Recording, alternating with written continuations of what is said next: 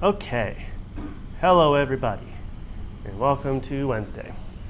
So today is a very special day because today we're going to do some data collection, which is always a very exciting time in any scientist's life when you get some numbers, you take some recordings, and then oftentimes you spend the next while analyzing that data. So how it goes matters a lot. This is not a particularly high stakes situation, but yeah, it'll be fun. So I'm gonna try to finish up what I was talking about last time, and then I'm gonna set up the cameras and do a quick recording, do a couple of quick recordings with the FreeMoCap software, which I made with my lab over the past 6 years or so. And then if all goes well, it should pop something out that's worth looking at today. And then I will do some additional fiddling with it and either have something to say about that on Monday or wait and give myself an extra bit of time and talk about that on Wednesday. So if you're not, your job is mostly to just sit and listen and try not to fall asleep. But if you fall asleep, I understand you've got a lot going on. So, behold, a human person. It is roughly speaking this shape. See? This is a complicated shape, but it's not nearly as complicated as this weird object. But if we needed to, because we are finite beings with finite technology and finite time, if we wanted to study this complicated object, the desiderata of our research being to understand how humans move through the world, you have to make simplifications, you have to make assumptions, you have to do things like that. And so last time I talked about, can I do this? That works. So last time I talked about my personal favorite oversimplification of a complex physical object, which is to take that object and reduce it down to a single point mass that we call the center of mass. Center of mass, we often hear it called center of gravity, which in that meaning, gravity is sort of meant in the old school sense of density, because density and mass are kind of the same thing in some conceptions. But the beauty of the center of mass is that it's a rather simple thing. The center of mass is the concept of center of mass is the thing that's the intuition that says that if I want to balance this stick on my finger, I put my finger under two fingers, under the midpoint of the total distribution of mass on the thing, and it balances there because there's the same amount of pull on this side as there is on that side. And if it's a symmetric object, the center of mass corresponds to the geometric center of the object itself. If it is that's the wrong direction. Oh, I did that. Whoops. What am I trying to do? I'm trying to do this. If the weight is non-symmetrically, so linguistically, we tend to interchange mass and weight language-wise. In imperial units, we actually don't have a dedicated measure for mass. We just use pounds, which is actually a measure of weight. Weight is a measure of force. It's how much force am I putting into the ground. So if you assume that gravity isn't changing, mass and weight are interchangeable, but just because I spent an hour and a half last week on Monday talking about SI units, I should specify that when I say weight, I typically mean mass and vice versa. But until we go to the moon, that won't be a problem. Anyways, center of mass, when the weight is the mass is non-uniformly distributed, the center of mass is not going to be the same as the geometric center of the object, but the same basic idea maintains. There is as much mass on this side of the base of support, which is this, as there is on that side. And so the center of mass of the thing is right around here. And so if I wanted to hold this object off of the ground stably, I need the base of support to be under the center of mass of the object itself. If I put the base of support outside of the center of mass, it'll fall in that direction, which is not particularly mind-blowing, but it is an apt description of what balance is at a very sort of low level of physics. I'm going to make sure we have enough time to sort of say all the things I want to say. Should be fine. So last time we also talked about, any balls here? I didn't bring any. When an object is flying through the air, it has this nice ballistic trajectory, which is caused by the transduction and exchange between kinetic and potential energy in a gravity well. And there's mgh is potential energy, 1/2 mv squared is kinetic energy. And even though this object is complicated in its form, the trajectory that it takes in the air is exactly the same as it would be if I was throwing an equivalent mass in a, like if you condense this down to like a single lead sphere and I toss it in the air, it would follow the same trajectory. If I spin it, it spins around its center of mass because it's in a, when it doesn't have anything to push off against, you don't have any, there's nothing to react, no reaction force to push you in any direction. Things balance out and you get sort of simple, predictable physical behavior.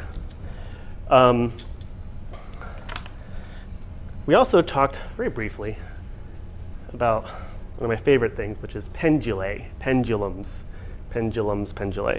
which this is an example of a pendulum. You've seen them in various places of your life. And it's basically a mass hanging below, a standard pendulum is a mass hanging below a pivot point, and if you pull it back and then let it go, it'll swing back and forth for quite some time until friction bleeds off enough energy that it will eventually slow down. And the reason for that sort of conservative motion is the same kind of transduction between potential and kinetic energy. So if you imagine that's a pivot point, that's the bob, the mass of the pendulum. Let's assume that this string doesn't weigh anything, or at the very least it weighs much, much, much less than this. If we wanted to, we could also just imagine that if it's shaped, if this is the shape, the center of mass of the thing is still going to be definable mathematically in some place there. But here it is up here, and then we let it go.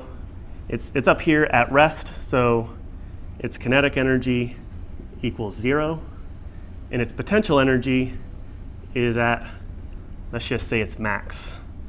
And then so we let it go, and it drops, and then it gets to this point here, where it's at the lowest point of its swing, and at that point, its potential energy is at its minimum because it's the lowest it's going to get. You could even say the potential energy is 0 if you want to talk about it that way. But its kinetic energy is going to be its maximum. It's going to be moving the fastest it's going to move here after you drop it. And then it's going to be moving so fast that it will have momentum because of that whole inertia thing, that first law, that will carry it up the other side of the swing until it gets here. And then again, it will briefly pause, kinetic velocity 0, kinetic energy 0, kinetic energy 0, potential energy max, and then then the same process repeats in reverse. And as long as there's no other place that the energy can go, it will continue like that forever. In reality, there's always going to be things like friction on points like this. There's always going to be things like air resistance that will be bleeding off some of the energy. So it will eventually, if we plot it over time, and we plot, let's say this is the angle here, theta, we want, and we drop it from here, it'll go like this, and then it will slowly, we call that damping out. If it was a ideal system, this would just be like a nice sine wave forever. But because there's going to be some bleed due to friction, this will be the nice trajectory there. So this is what a standard hanging pendulum. And look at it go. Pendulae are very, very, very, very important in the history of science. They are sort of part of almost every important measurement in history, like gravitational constants, electro-Coulomb force. Apparently there was a time when they used to use the period of a pendulum to do prospecting for iron ore, because you can measure the period of a pendulum very, very accurately, and it's going to be defined by the density. It's like the gravitational constant, the gravitational force is a part of that equation of motion. So apparently they would just like move these very, very, very precise pendulae over parts of the ground where they thought there might be iron ore. And then if they measured a change in the period, that's a reason to believe that there's a higher density in the column between you and the center of the Earth. I read about this in a book. I've had a hard time verifying that information, but nonetheless, it's pendulums, very good stuff. Pendulums are also a nice example of like that periodic motion I mentioned briefly last time, how when we think about time, there's like there's like stopwatch time, which always counts up, but then there's kind of like wall clock time that resets every so often. And with something like an oscillator like this, you're thinking in that phasic sort of like time, goes from 0 to some maximum, and then it like resets, and then we call that a full cycle. Many, many parts of biology have this kind of like phasic behavior. A lot of my research historically has been on locomotion, and that has a lot of pendulums in it. The main one that you would think about with the pendulum is like the swinging leg, but there's another much more dramatic and central pendulum, which is the inverted pendulum of your sort of standing body. So this is a pendulum hanging from a central pivot point. But you could lift this thing up until it's all the way on top and then have it be up here as an inverted pendulum. And at this place, so at the bottom here, this is a stable point, because if we just let it run, this is where it will wind up. This is, in the language of dynamical systems, this is called an unstable point. Because technically speaking, if you placed this here precisely at, the angle of deflection equals 0, this would stay. It would sort of stand up in the same way that this marker stands up on the desk. But because this is an unstable point, any perturbation to the left or the right is going to cause it, like if this is not perfectly straight, if it's a little bit off to the right, then gravity is going to pull it down, and then it's going to keep pulling it down until it falls down there. So you can balance so you can hang a pendulum and it's passively stable. Gravity does all the work for you. You don't have to worry about it. If the base of support has extent, if it's non-zero base of support, you can balance it happily on a flat surface, and it will also stay there passively forever. But if it's not, then you can balance it. Then the only way that you can balance it upright is if you are actively controlling it. So this is the classic like broom trick, where you can just like balance something on your hand, and you can do it because I'm moving around the base of support to make sure that the whole thing never falls over. But I can't. So.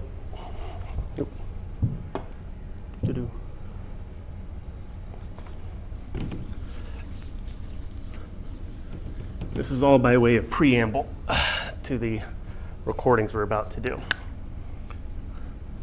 So if you think about in some idealized pendulum, and this is the center of mass on top of it, remember we're spending a lot of time thinking about force equals mass times acceleration. where this is the mass, which we're assuming the mass doesn't change, so we can sort of assume that force equals acceleration, some approximation. And so if you're, in the idealized form, you imagine standing up here. If the projection of the center of mass onto the floor, if the distance from that projection from this infinitesimal base of support is 0, then it'll be happily standing upright forever. If instead we're off by a little bit and the projection of the center of mass has a distance here from the base of support, then in a very intuitive sense that gravity pulls things down, gravity will be pulling like that, and then this distance there will be sort of pushing the object away. So that's why it's unstable, because any deflection from 0 and it will start to fall, and the farther that it falls, the more it gets pushed away. So it'll be accelerating away from that sort of stable point. And so if you're supporting it like the broom, then you can fix that by moving around the base of support on the ground.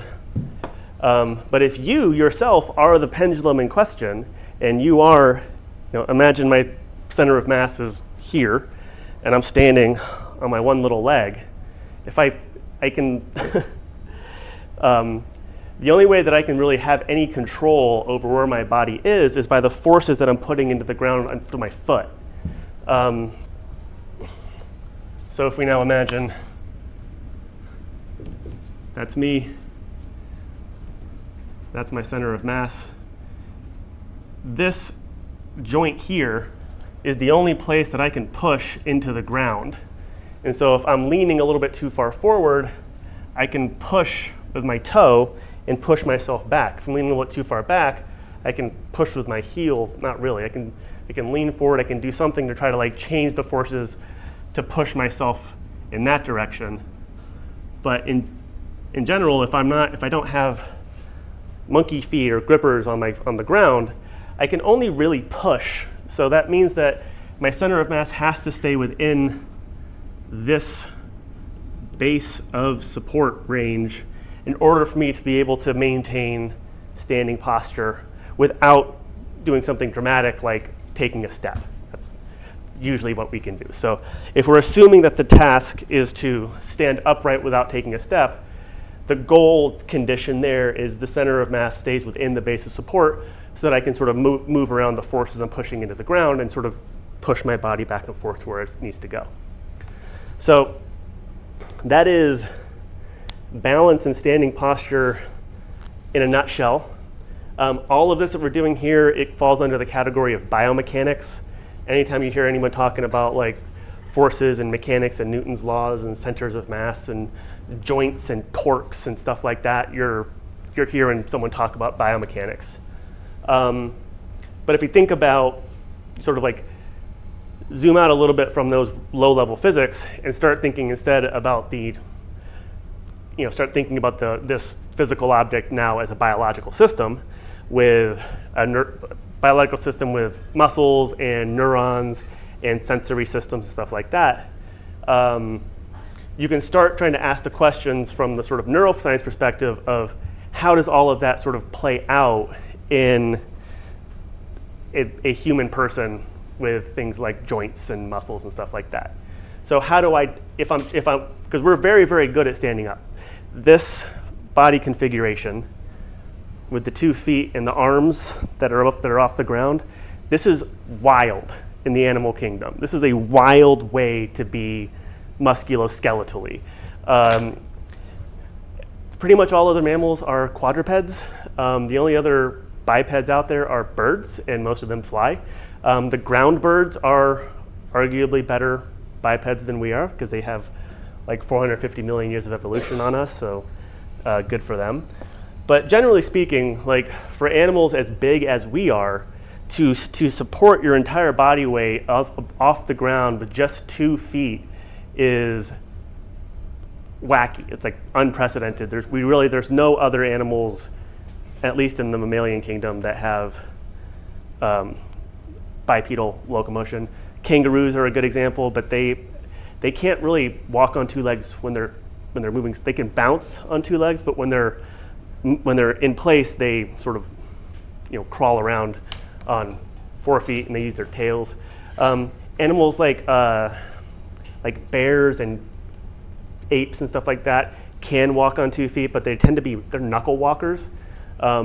We are, I believe, I'm always like waiting to find a counterexample, but at this point I should probably just accept that there aren't any. We're like the only obligate bipeds in the mammalian kingdom, where obligate biped means like we really don't have like another option here. Like it's bipedal or nothing. And we are also, as far as they can figure out, the only animal that has two of the main limbs of the sort of tetrapod. This is tetrapod shape. Head, 2 limbs on top, 2 limbs on bottom, and a spine. We're the only ones that have really well adapted upper limbs that have nothing to do with locomotion. Even ground birds, they have wings, but they tend to kind of suck as appendages go. But we gave up a lot to have these like grabbing objects. And the cost was that we now have to do this sort of gymnastics routine every time we want to get from point A to point B. So thinking about this, like the neural bases of bipedalism and standing posture is one of those things that feels like kind of like a baser level of behavior than we tend to think about when we're thinking about the majesty of human, neuroscience and biology. But it's really fundamental and it's really core to like what we are as organisms and creatures. So I think it's worth consideration here. And yeah. And so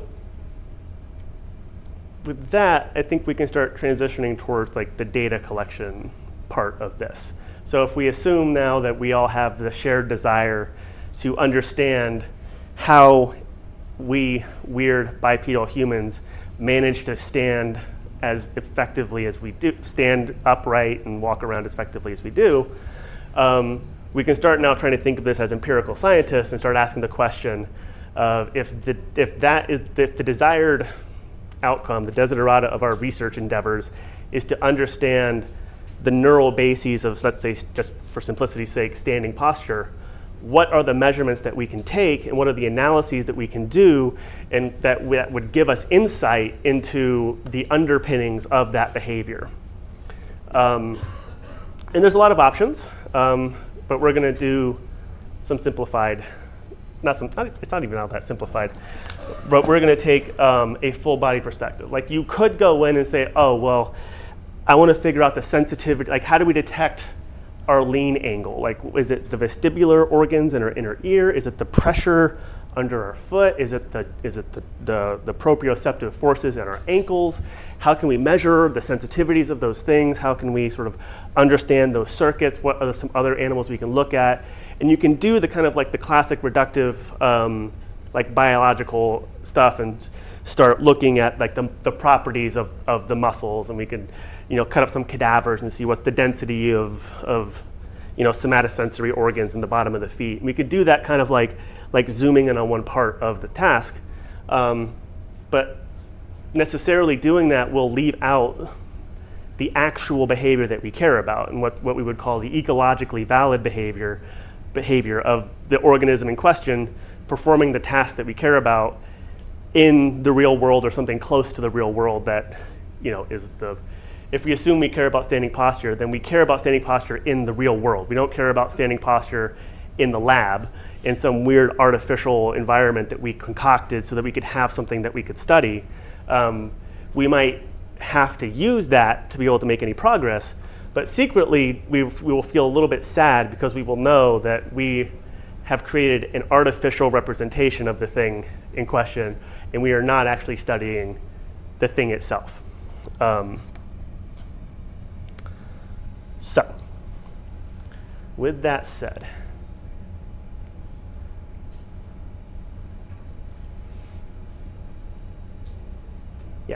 I won't do the whole biz about this, but Also, jumping exists. We're going to record some jumping too. Jumping is kind of like this, except instead of like leaning, you're putting force into the ground. And if you put more force into the ground than you weigh, you'll leave the ground until you have bled off that additional energy, and then you'll come back down and do something roughly equivalent to that.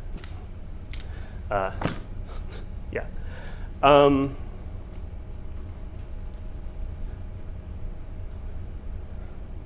Yeah, okay. How do you feel about that so far?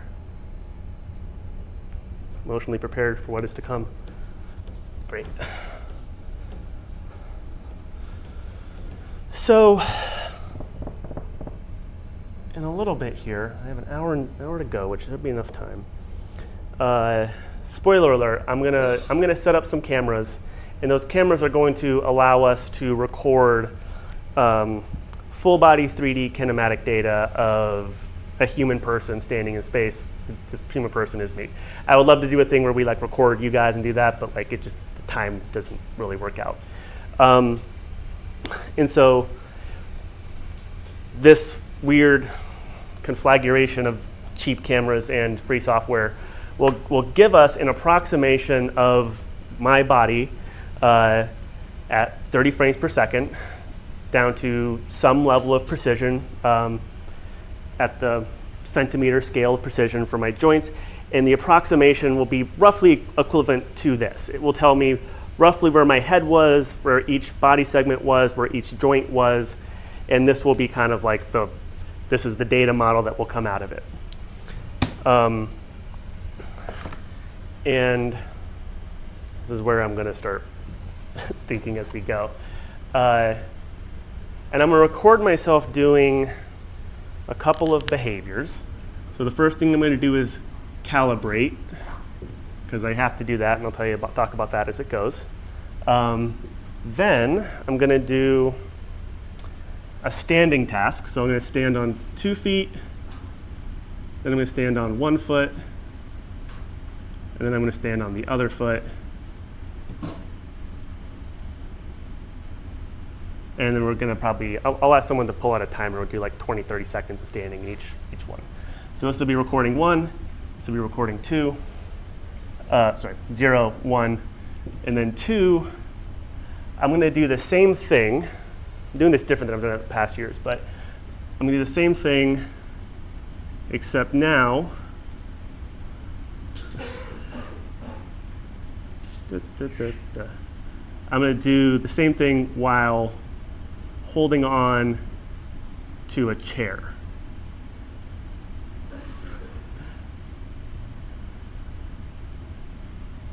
So I'll start out doing just like freestanding, and then next time I'll like lean over and like have my hand on the desk and sort of do the same kinds of tasks.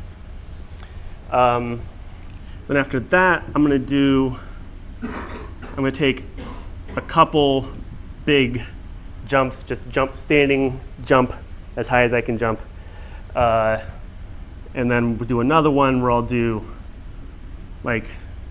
I'll jump in place for like 30 seconds, and then at that point, that'll be enough recordings. So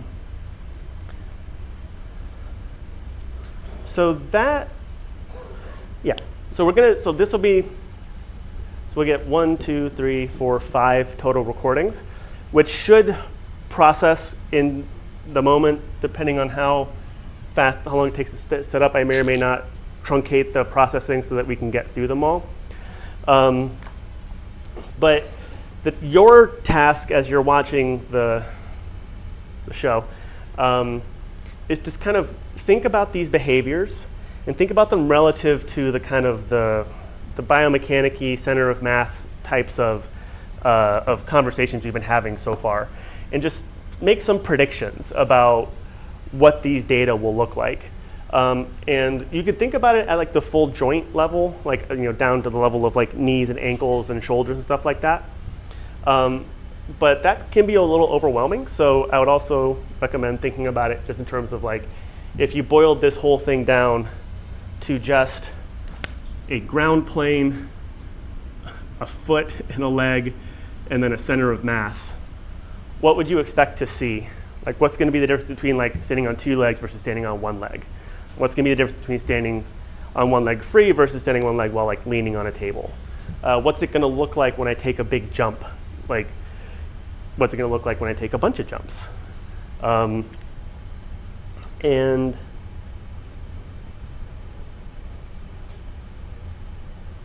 yeah, think about it. Ooh, make some predictions. Because there's your ability to make predictions about what this is going to go is how you know that you're operating within a theoretical framework. There is an assumption that I am making that boiling down this hyper-complex object into a singular 3D point mass and saying I will be able to say things about that, we'll be able to predict the motion of that point mass and say things about that point mass that will tell us things about the global organism.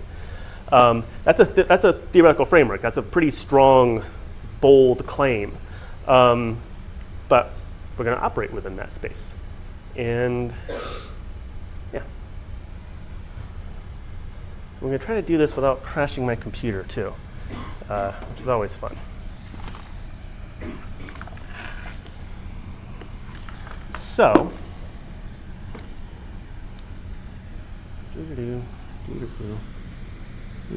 great. Has anybody here worked anywhere near motion capture before? Any like physical therapy or anything like that? No?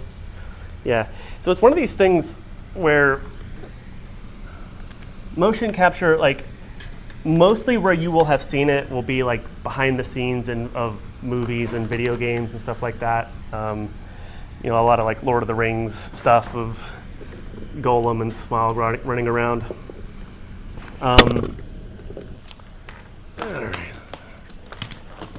But it has been around and used to study human movement for quite some time.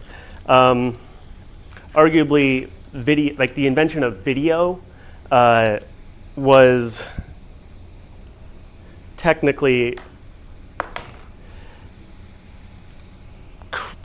What am I doing here? That, I got that. I have this. This? Yes. And then this. So the original, like, video was created to study horses in motion based off like a bar bet from Vanderbilt, the guy, like the robber baron, about whether or not horses there was ever a point in their gallop where they had all 4 feet off the ground. So you've probably seen the picture of like this, like a bunch of horses, old-timey video. Basically, to solve that bet, Vanderbilt commissioned a photographer to like take a bunch of sequential videos of pictures of a horse in full gallop, and was able to show that there is in fact a phase where they're all off the ground, where the feet are all off the ground. But since then, motion capture has been used in the study of human movement and clinical stuff for as long as we've been doing that. What am I doing? I'm doing this, okay. But also traditionally, it's not a very common thing to do because it's very, very expensive. The motion capture lab I have in Richards has like $250,000 worth of motion capture equipment in it, and it's in a room that was specifically built for the purpose of doing motion capture. And it's, you know, it's a very good system. It's very, very precise, but it's also a huge pain to use, and it's expensive. So there's the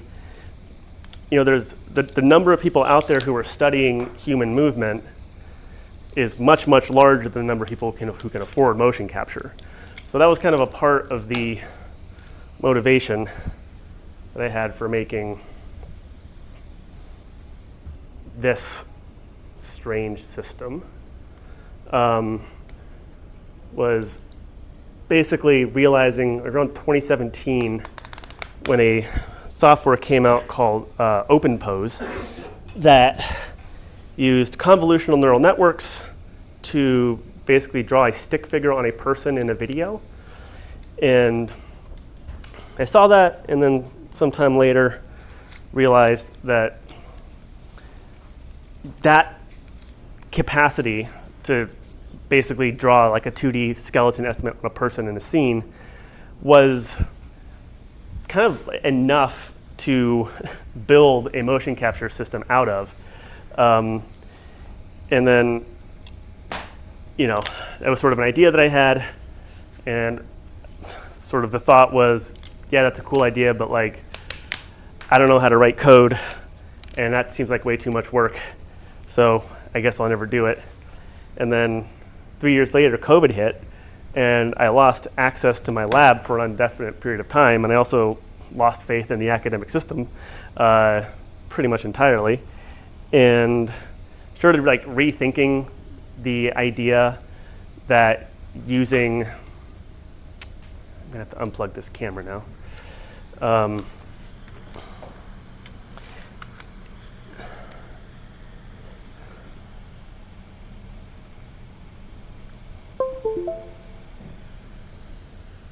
Sure.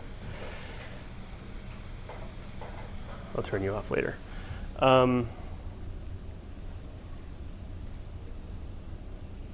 Yeah, I started to really doubt the core principle of science, which is that the best thing that we can do as scientists is to publish papers in esoteric journals that exploit us for profit. And started thinking about, like, you know, is this behavior actually making the world a better place? And had the uncomfortable realization that, like, I don't really think it does. Like, I think it's a good thing to do. I think that, you know, scientists are generally trying to like improve the world, but we're trapped in these systems of communication that just like, it just doesn't serve. Like it made sense in the 1800s, it just doesn't make sense now. So I personally transitioned away from publishing papers in journals and towards using the skills and understandings that I have from my sort of history of scientific research to build tools that people can actually use in their real lives. So this is one of them. So real quick, if you want to look it up, FreeMoCap, just Google FreeMoCap, you'll find it. FreeMoCap. It's pretty, oh, I'm not on the internet. Am I on the internet? I am on the internet. Yeah. Hey, look, people make videos about me. But yeah, you can look it up. It was it's been a whole process. And let's get to it. So FreeMoCap stands for free motion capture. It is a markerless motion capture system. The majority of like traditional motion capture, you wear the spandex with the suits and the reflective dots. This is markerless. So the idea is to use sort of like the modern sort of what's the word? The arising technology of just like computer vision and sort of like the wacky stuff we can do with that to play the role that the markers used to play in traditional motion capture systems. Let's talk a little bit more what that means as I'm actually doing it. Just go. The hardest part of making this process, the most sophisticated part of the code by a mile, is the part that connects to the cameras. Maybe it shouldn't have been as surprising. Should I do this? Yeah, I think that makes sense. So everything is Skelly. Skelly's the logo. It's like a skeleton. You see, it's like, you know, kind of how it works. My personal journey as a researcher, I was a philosopher. I got a bachelor's degree in philosophy, then I started doing more perceptual motor neuroscience, and kind of like was studying vision from like a vision science perspective, and was feeling it felt insufficient. It felt like incomplete. And it wasn't until I started digging into, found my way into some of the more biomechanics approach to movement, because I was studying visually guided locomotion in an environment that really didn't have any consideration of like the physics of being an object moving through space. And when I started reading the biomechanics papers was when a lot of things started to click for me. And those papers had a bunch of skeletons in it. Calm it down, guys. And that's why there's skeletons everywhere. It's because it's sort of like this. It's like kind of a joke that I study neuroscience from the perspective of a skeleton, because that's like, physics-wise, it's mostly skeleton. The neural components are really not really, Newton doesn't really notice the neuroscience parts of it. He mostly notices the skeleton. Anyway, so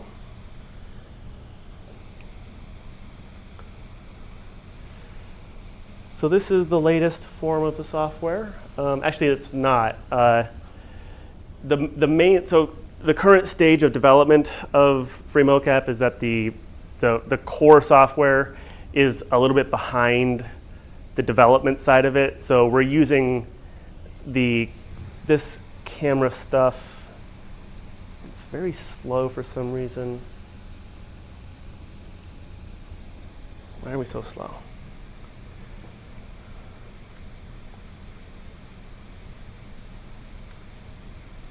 Okay, there we go. Oh, right, I have to turn you off over here. Okay, apologies to, oh, I guess we can do that. So, turn you off. Okay, there you go. Then we shut you down. And you again. So this is one of those places where like all the stuff streaming by is where all the work went, and then the outside is quite simple in comparison. Reasonably confident that this will work, but anytime, oh wait, that's still.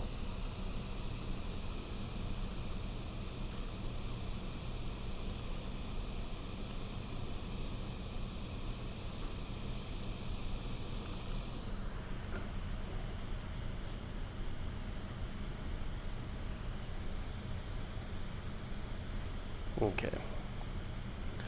Hopefully that should work better. We can hope.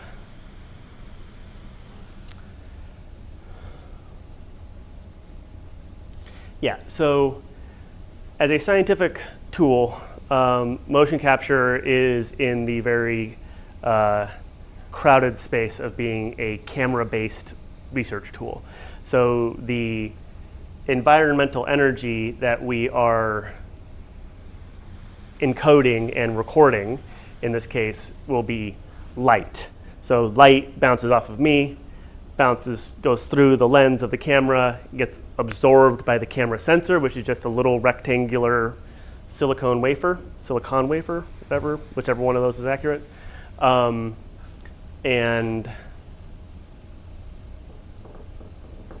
yeah, and then we will be recording we'll be pulling samples from a light cone from 3 different locations in space 30 times per second. And there's been a lot, like years of my life has been spent making sure that the videos that get recorded from these cameras are synchronous. So as these cameras are pulling, as each camera is sort of pulling frames from its field of view, there's a lot of code under the hood that's making sure that each camera is pulling at close to the same time as the others as possible. So we're pulling synchronized videos. So we talked about mentioned last time, the concept of like spatiotemporal calibration in recording, and sort of that, just like the spatial components and the temporal components. Great. The temporal components here are handled by the software. So we are going to assume that all the samples from each camera are synchronized in time to some approximation. So then the second part of that is the spatial. So let's see, so those are all rotated. Are they rotated the same way? They are, which is counterclockwise.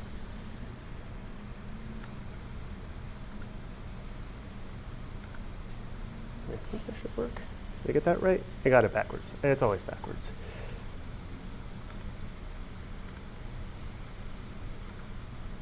Yeah. right here. Okay, good. Yeah, great. So it's not using the space particularly well, but don't worry about that. So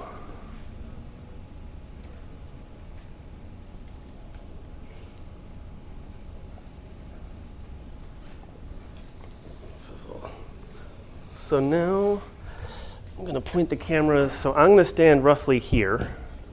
And so I'm going to try to point the cameras so that they can all get a good view of that spot. All right. Oh, I have that one. That's nice. Oh, I also have that. That's nice.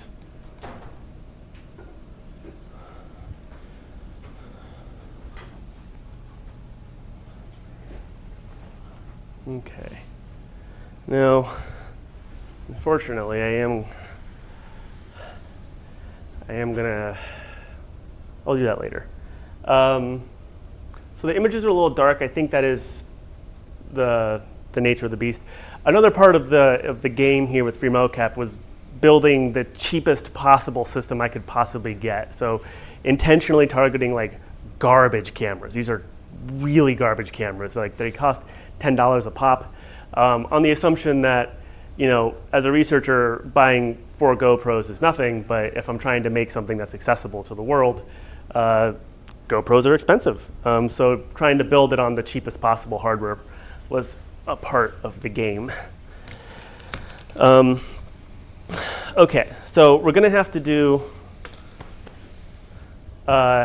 some projective geometry at some point. So I mentioned that we have the temporal synchronization happening through the software, but we are also going to need to know the position of each of these cameras in space. We're going to specifically need to know the 6th degree of freedom position. So XYZ location, then XYZ rotation. So 6 total numbers, 6 degrees of freedom. And the way we're going to do that is by way of a calibration routine that involves a calibration object. This is called a Charuco board. These little markers here are called Aruco markers. And this is a calibration object which many, every scientific tool will have some calibration component to it. And the typical pattern for calibration is you use the system to measure something that you know the answer to. I'm going to use this to measure the position of these corners in the board because I know that these corners are all 58 millimeters apart. Like I know that these black squares are 58 millimeters wide. So if I use this system and I record this shape, I know what the right answer is. So if I record the position of the board and I check the numbers and it says, yeah, these are 58 millimeters apart, then I now have some confidence that the system is working as intended, and now I can use it to measure the unknown thing, which is the body in space that I'm not going to have any other additional measurement and insight about. So every form of scientific research is going to involve calibration at some point. In some cases, that calibration is done at the factory where they make the tool. But in this kind of like more hacky DIY world, we make do with our own stuff. Okay, how are we doing on time? Okay, on time. All right, so recording. And so basically what this looks like is I take the board and I show it to the cameras and I make sure that each camera has shared views. So in this case, they can all see it at the same time. I'm gonna need to turn that off actually. Sorry, you can look here, but I have to turn this off because there's too much light. You gotta be careful with the light. So you can look there if you need to. So basically the cameras can see the board. They have shared views of the board. So you can do the kind of the actually not so simple math of if I am camera A and I can see the board from this angle, and at the same time camera B can see the board and I see it from this angle, then camera A must be in this position relative to camera B and vice versa.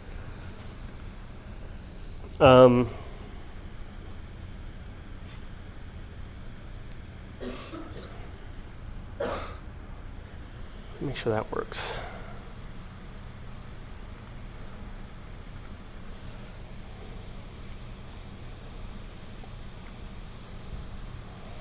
Usually when I do this part of the class, I bring my grad student in to help me out, and this time he was busy, so I was like, I can do it all on my own. And I can do it all on my own, but it is definitely one of the cases where it's like, I sure wish Aaron was here. It'd be nice to have an additional nervous system doing this stuff.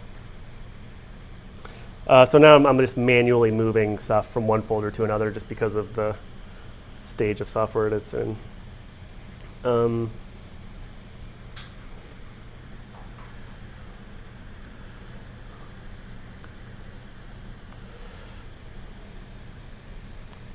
And FreeMoCap, what are we doing?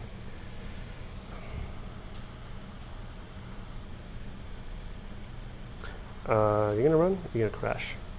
Did I learn? Did I train anyone? Ah.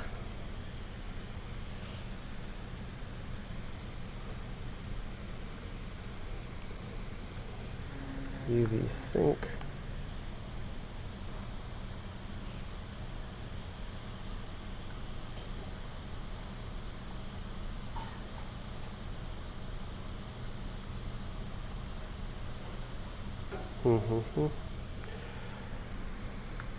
Okay, we may also, another traditional, so I tested a lot of this, but I'm realizing now I didn't test like every part of it. So we might find ourselves having a little bit more running on trust than I would have preferred.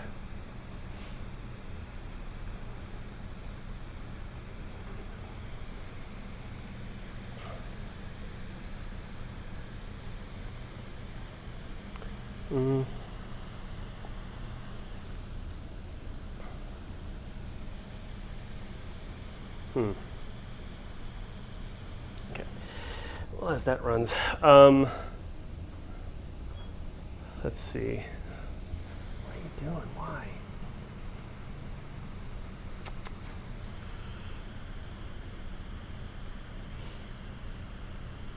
Okay. Calling the audible. So, well, remember how, I will have to process these offline because it's not set up and I don't have the brain space to do the online debugging. So this will be a lot more prediction than usual. Just usually I can make this happen in the same time. But for now, so we've done calibration.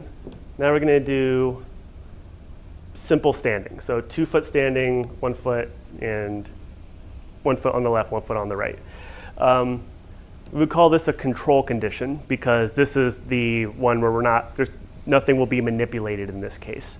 And then we're going to do this sort of manipulation condition, which is going to be very similar to this, but with this sort of extra factor of I will be supporting myself on a chair or a table or something like that. And I guess I can use this. Yes, that. And then we'll do the jumping stuff. So, and we're not going to be getting real-time output from this class, unfortunately. But that just means that your mental model of prediction must work across times. Okay, now I unfortunately have to take my shoes off, which is fine, but I just always feel weird doing it. The main reason, if I had been smart, I would have at least worn lightly colored socks. But you can see how dark the ground is, and you just can't see my feet relative to the ground. So I will Tom Sawyer up my feet. No, you can't.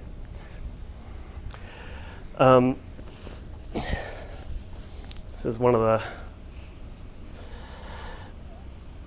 in a real recording, I would be like, I'd have lights and stuff like that. It's also one of these cases where like it tends to work best like outside in the sun because the sun is very, very bright. Yeah, there you go. Now you can see my feet. It's still a bit dark, still very dark. That one's good. Okay, so 1 and 2 are a little dark. Manual.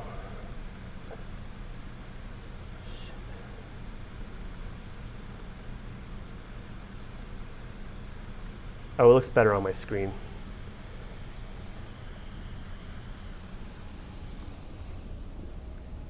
Okay. Okay, so can I have someone, can I request a stopwatch person? Thank you.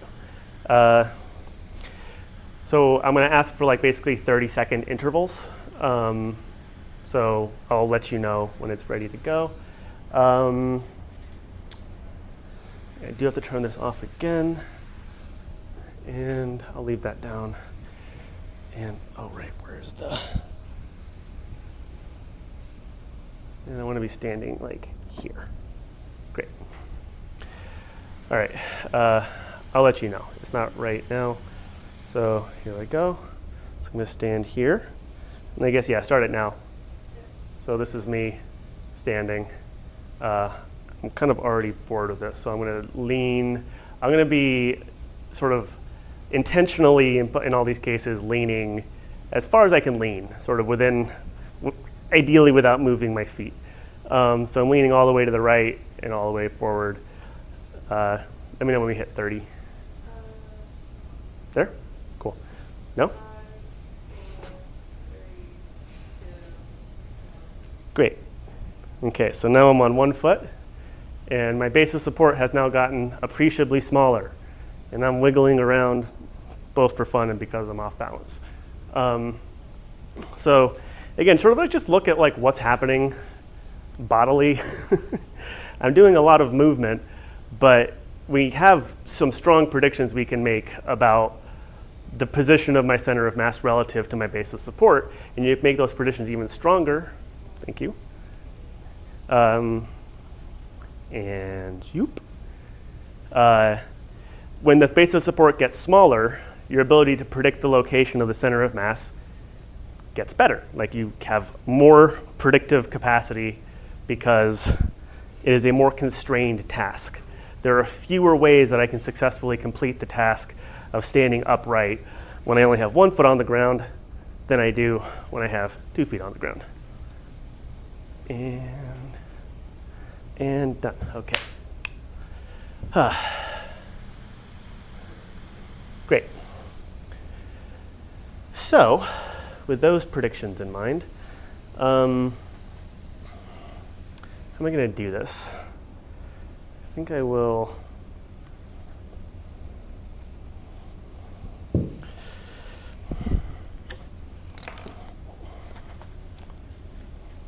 Yeah, that works. Great. This is now my standing stick. So same thing. Sorry, I don't know your name. Stopwatch friend. Stopwatch friend. What's your name? Isabel. Thank you. Same thing now for the. Let's call this a support condition. Where now I'm going to be using like a stick to support myself outside of my biologically prescribed base of support. So we'll go over here, and I will stand for a little bit. So just go ahead and start the timer whenever. This is just kind of calibration purposes. And then now I'm going to do the same kind of task of leaning as far as I can relative to my base of support, except now I have the stick to sort of assist me. So with the knowledge and theoretical models of human body that you are armed with, how do you think this is going to change that data? So now I'm going to go onto my right foot, similarly playing all over the place. And let's assume for, like, when we get this data back, the stick is not going to be in the data. We will know that it was there, and we'll know that this hand is mounted to the ground. But if you think about what the data will look like, you can have some predictions there. And now we switch feet. And so again, just like think about it. What do you think would be different here.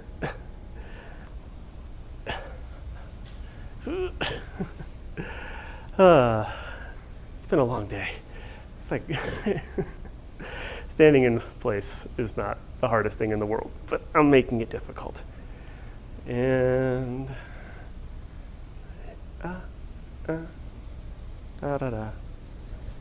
okay, cool. Okay, thank you, Isabel. This next part, I hope I don't die on camera. But if I do, just analyze the data. Okay. So for this one, I am going to record, I'll say 3 because that's what I wrote, but this is going to be standing high jump. So I'm going to try to jump as high as I can from a standing place. And again, think about what that will look like. Think about what it will look like at this level. Think about what's happening at the physics level. Where is the force coming from? Where is it coming from at the start? Where is it going at the end? What's happening in the middle? What could be measured? What could be inferred? What additional data will you wish you had? And if I break anything, you can have questions about that.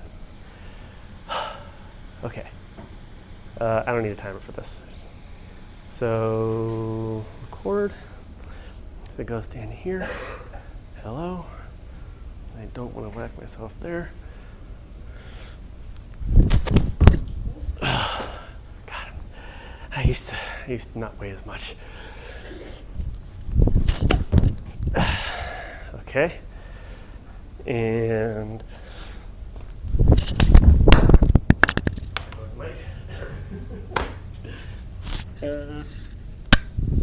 and that's all the knees I have today. I have to do a little bit more. Okay, so big jumps, discrete jumps, pauses in the middle, a lot of arm swinging and knee torquing, this big hip joint doing its thing, and some amount of air time, some amount of cheating in the air time. Ooh. Okay. Let's see. This is going to stay on when I do this next part. If it does, probably this will be more.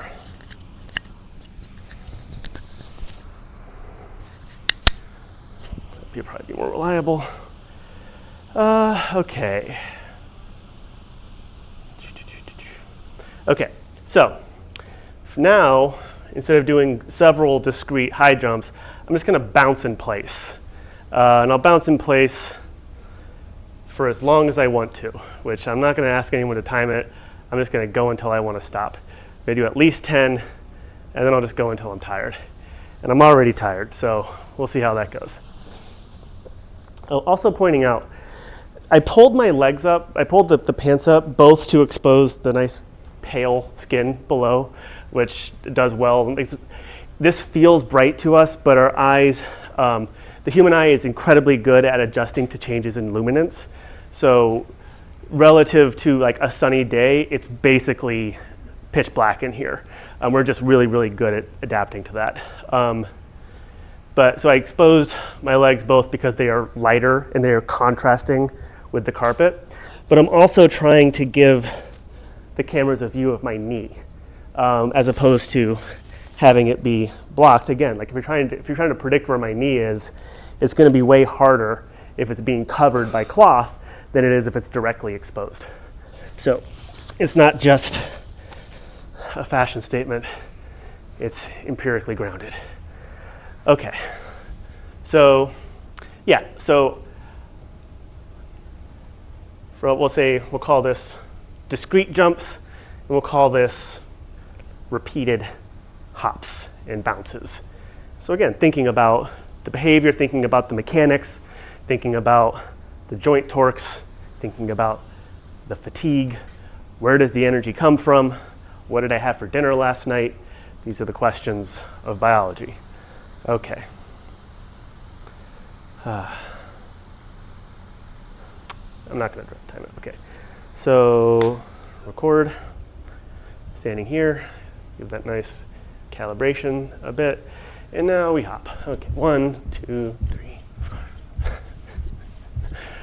Oh my God, there's just so many people looking at me.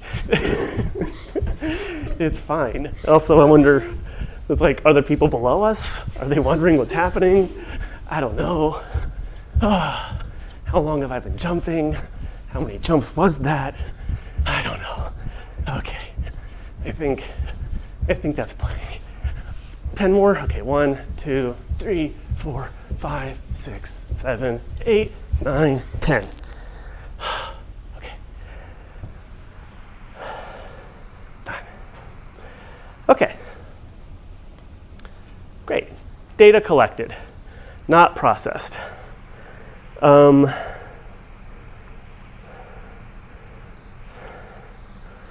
Okay.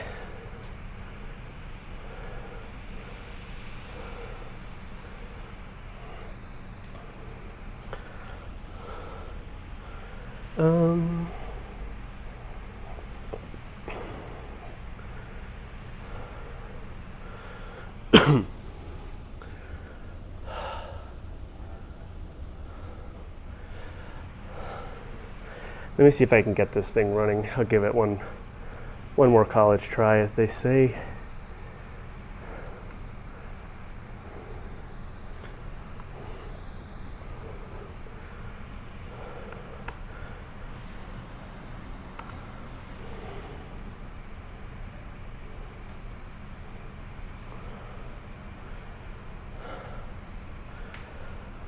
Oh, I need to give myself enough time to clean up too.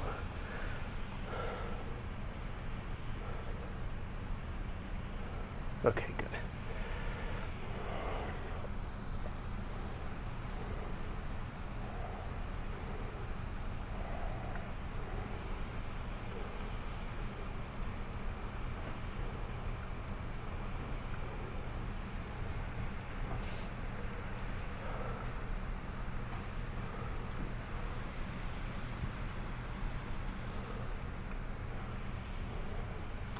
Alrighty, so let's see. So UV Venv. That's not what that's supposed to look like. Dot Venv. Come on. Should do this from a terminal. Dot Venv. Dot Venv. Scripts activate. UV sync. Punch that. And FreeMoCap? Huh? Skelly Cap, damn it.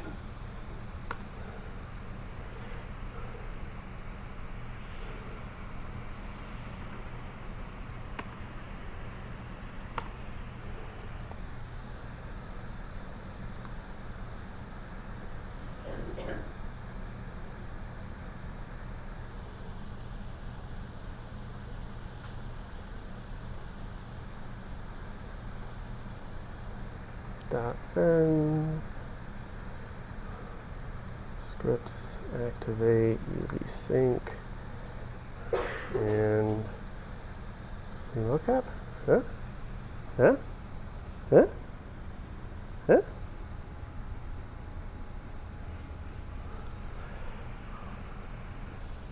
Oh, right, you can't see anything. Sorry.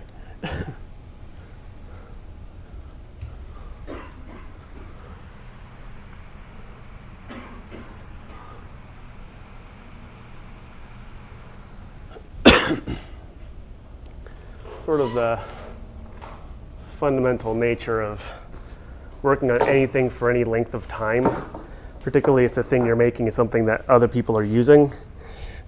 The version of the thing that the people are using is the version that you are like ashamed of, because like the code for this I wrote years ago. I've learned so much since then that when I look at this, I'm like, oh my God, I'm so sorry to the world for what I've done to it. Okay, so this is FreeMoCap. This is the core software. And if I do that, I click on that, say set active recording. Oop. Yes, yes, run calibration, from active recording, run calibration. Okay, so we're now running the calibration data. And it's going through, I can put my shoes on at least. It's going through and detecting the boards in the screen. It'll take a little bit of time, but at this point, I think we should be able to get we'll be able to look at something by the end of, before the end of the day, which will be good.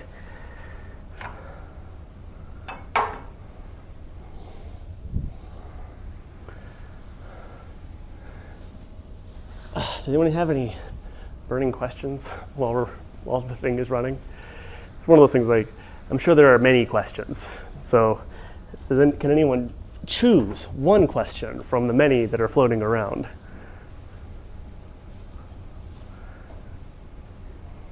I also made a mistake because I was talking during this calibration thing. So I was doing it, and at some point I was blah, blah, blah. And then, so it's longer than it needs to be. Which is rookie mistake. This is the code that I am currently rewriting. I'm currently rebuilding the calibration part of it, which will allow it to do much more. It'll be faster.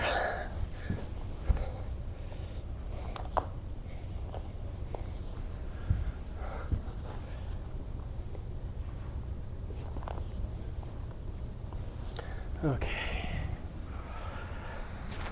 I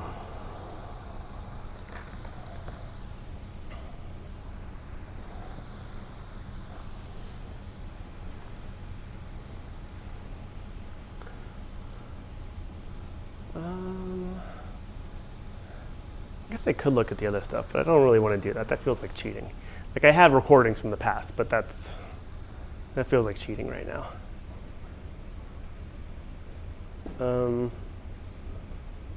Yeah.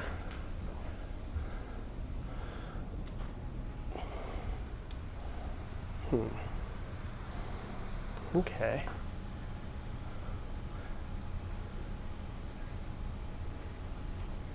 Yes. Okay. No, this stuff is going through. Yeah, great. So now,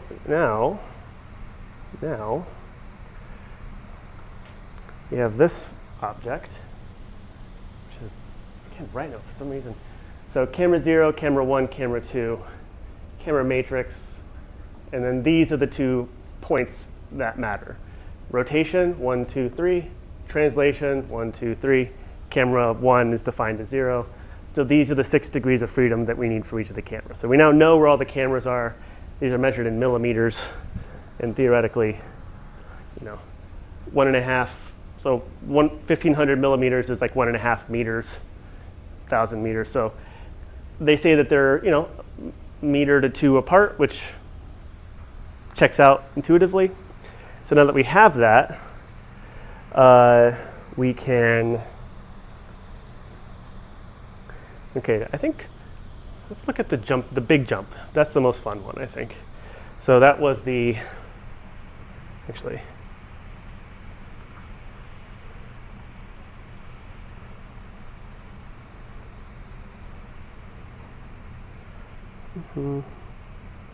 Yeah. Oh, it's kind of off screen there, but we'll see how that goes.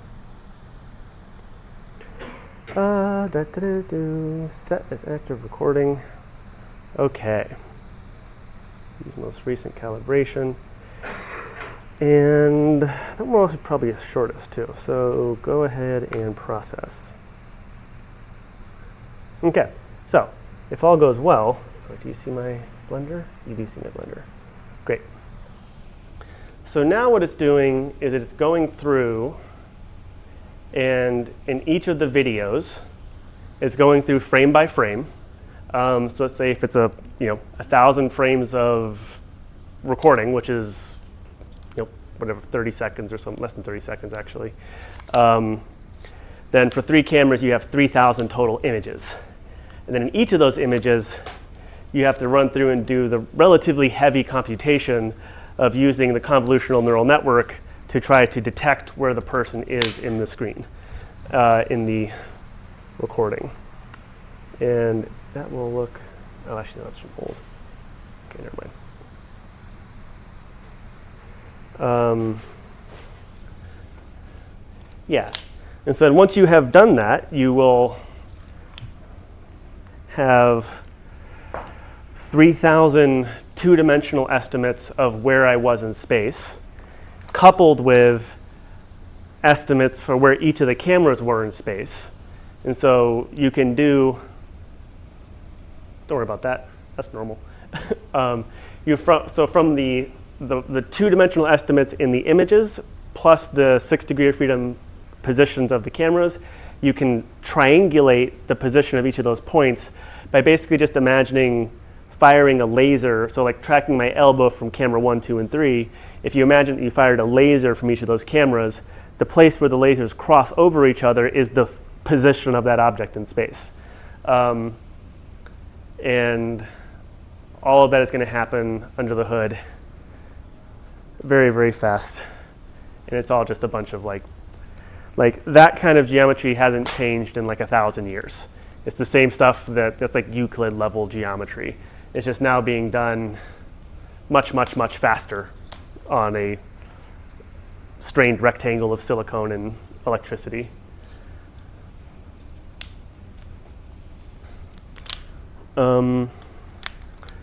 But yeah, once this pink line, oh, are we still running? Oh, good. We can actually.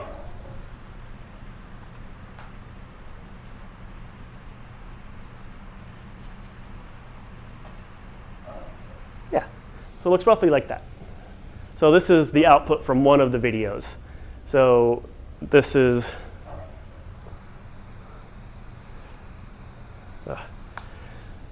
so from the perspective of, I guess, that camera, this was the location of my right shoulder. That's the left shoulder. There's a bunch of points on my face. These are hips, ankles, toes. Basically tagging all the joint centers in two-dimensional image coordinates. Which we can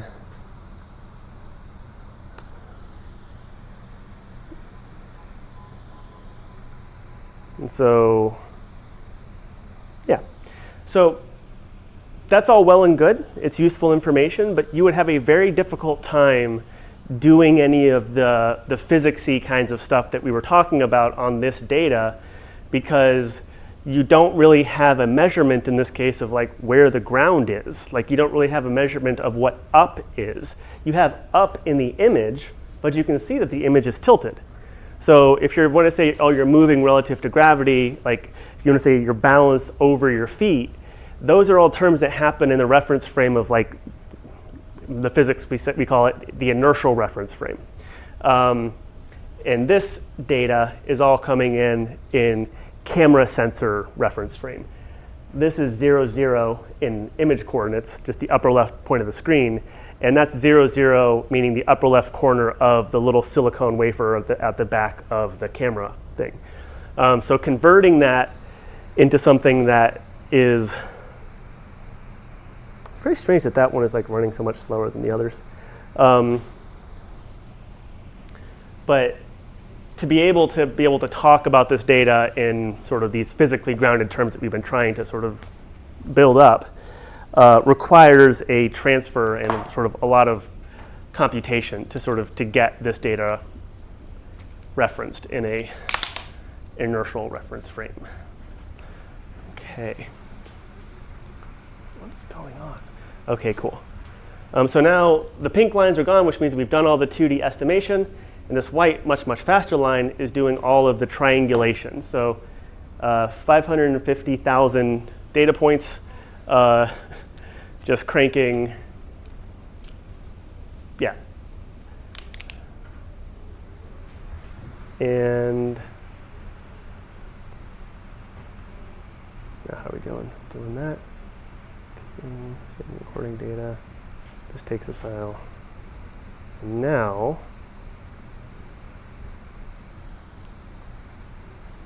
okay, yeah, it's now saving stuff down to disk, and now it will, with any luck, start cranking, yeah.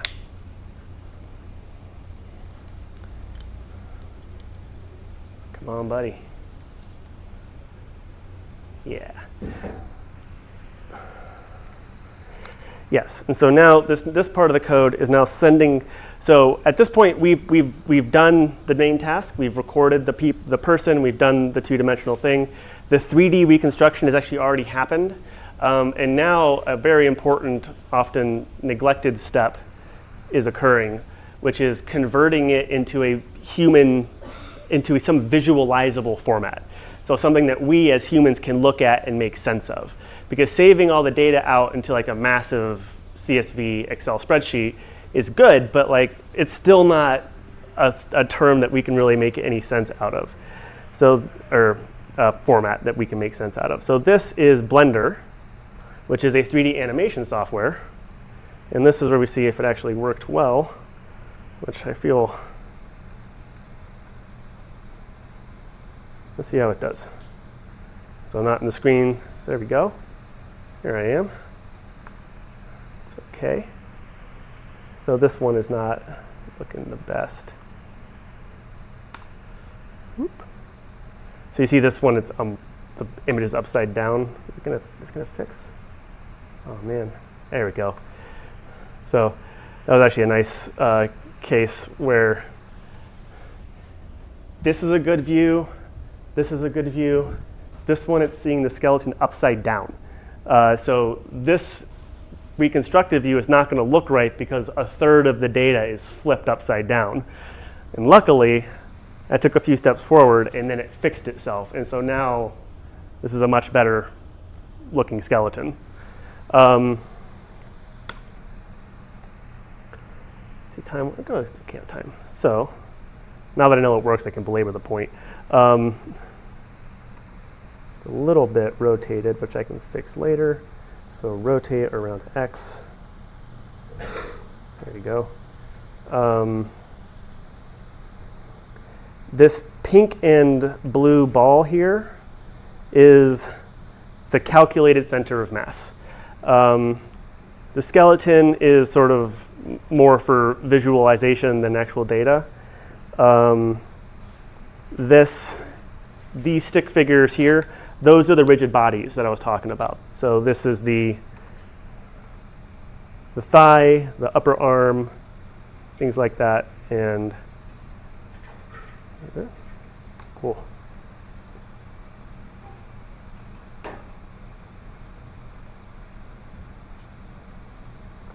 Yeah, great. And so now,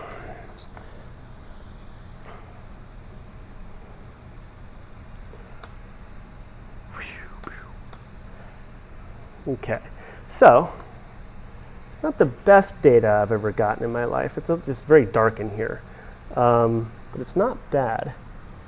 And if I look,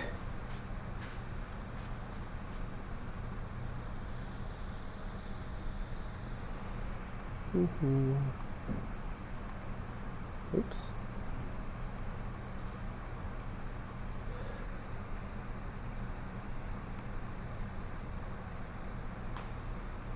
So that is the trajectory of my center of mass in the z coordinate. So the ground plane we're going to call xy, up is z, and yeah, and so this is a time series plot. We talked about these last time. So the x-axis is time, and then the y-axis is whatever the z value, that however is the height. That's the height of my center of mass above the ground. And if you recall, so if gravity didn't change, my mass didn't change. So that means the height tells you my potential energy.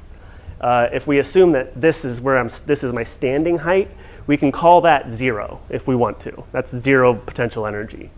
And then here, we see something interesting happening. So you've seen this several times now. I do got to stop, and we're going to talk about this at length next time. But just imagine at like my center of mass level, like we have some guess about what this behavior corresponds to. So think about, what is this dip, what is this peak, and what is this dip again? And oops, wish I didn't do that.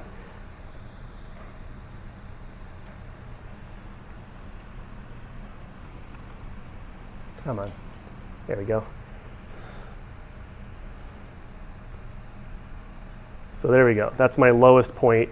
Skeleton's kind of screwy, just because it's a weird view and I'm kind of off screen here. But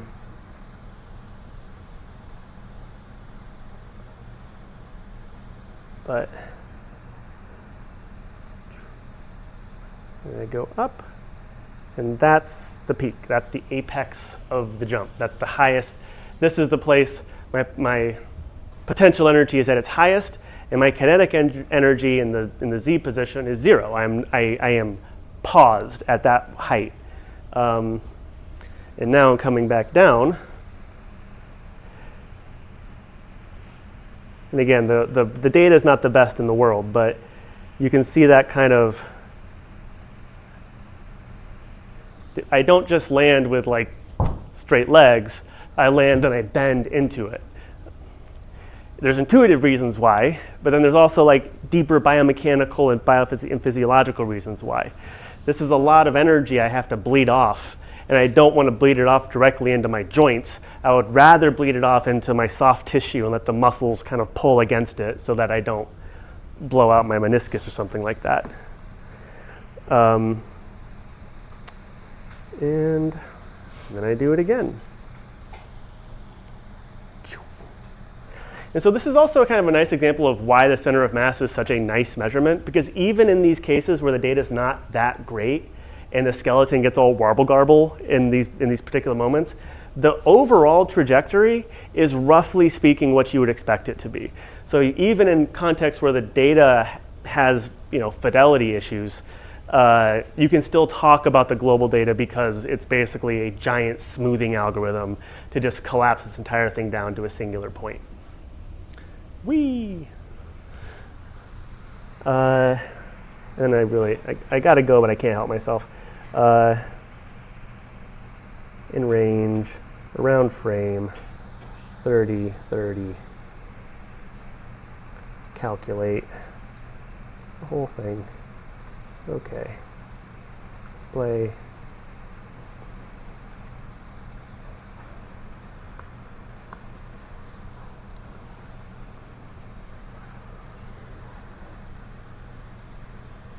So that is the frame by frame measurement of it. You can see this, the 3D trajectory. Oh, why did it go? Oh, it's not doing the whole path. Oh, because it's much longer than that. Update paths, update all paths.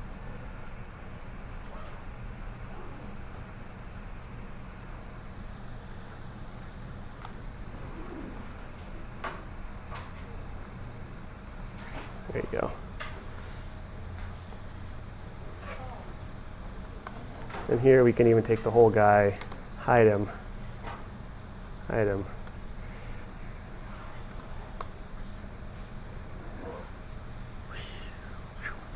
So that is the mechanical estimate of the global behavior. Okay, I will take my time. I'll clean this up and think about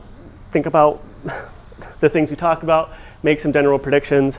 I'm going to make an assignment for y'all for next week about talking to the bot about predictions around this data stuff, and also about just like the concept of units and measurements and how it applies to your particular domain of inquiry. But just chew on it with your brain.